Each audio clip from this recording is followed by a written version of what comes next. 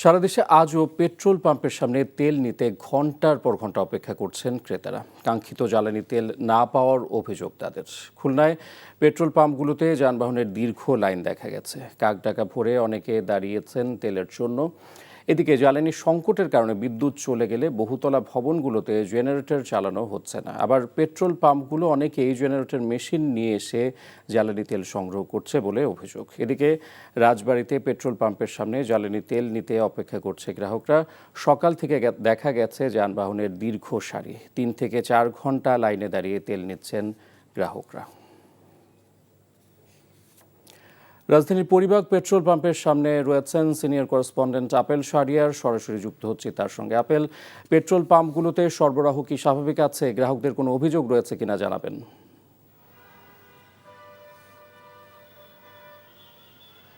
রাজধানীর ছোট পেট্রোল পাম্পগুলোতে পরিমাণ মতো তেল না পাওয়ার কারণে বড় যে ফিলিং স্টেশনগুলো রয়েছে সেখানে কিন্তু লম্বা লাইন বা যেটা দীর্ঘ সারি আমরা দেখছি। এবং একই সঙ্গে যেটি বলা হচ্ছে পেট্রোল পাম্প কর্তৃপক্ষ, যে যারা এখানে তেল নিতে আসছেন তাদের মাঝে একটা অস্বাভাবিক প্রতিযোগিতা, অর্থাৎ অনেকে যখন তেল দেওয়া হচ্ছে দেখা যাচ্ছে যে ট্যাঙ্কিতে কিন্তু তেল রয়েইছে, তারপরেও তারা বাড়তিভাবে নিচ্ছে। তো সাধারণ মানুষের মাঝে যে একটা আতঙ্ক, হয়তোবা ভবিষ্যতে তেল তারা পাবেন না, যে সংকট তৈরি হয়েছে, এই থেকেই হয়তোবা তারা আসছে।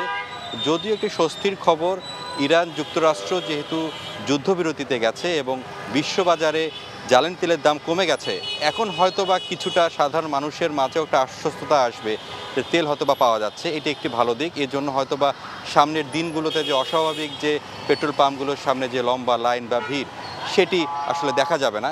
একই সঙ্গে আমি কিন্তু এখন আছি হচ্ছে রমনা এলাকাতে, এবং মৎস্য ভবনের সামনের যে ফিলিং স্টেশনটি আপনি দেখছেন, এখানে একদম গুরুত্বপূর্ণ মোড়ের সামনে হওয়ার কারণে যারা দীর্ঘ লাইনে দাঁড়িয়ে সিরিয়াল করে যে তেল নিচ্ছেন, এ কারণে কিন্তু সাধারণ যে যানবাহনগুলো আছে সেটি কিন্তু তীব্র যানজটের সৃষ্টি করছে, তারাও ভোগান্তির মধ্যে পড়ছে। যদিও ট্রাফিক ব্যবস্থাপনার মধ্যে রেখেছে যত দ্রুত সম্ভব হচ্ছে এই জায়গাটি যাতে একটু ক্লিয়ার রাখা যায়, তারাও হিমশিম খাচ্ছেন ট্রাফিক পুলিশ। এবং একই সঙ্গে গ্রাহকদেরও যে একটি অভিযোগ, যে পরিমাণ মতো তেল, অর্থাৎ ছোট যে পাম্পগুলোতে রয়েছে সেখানে 2 লিটার 3 লিটার করে দেওয়া হয়, এবং বড় পাম্পগুলোতে যদি একটু বেশি দেওয়া হয়, এই জন্যই কিন্তু তারা এখানে আসছেন।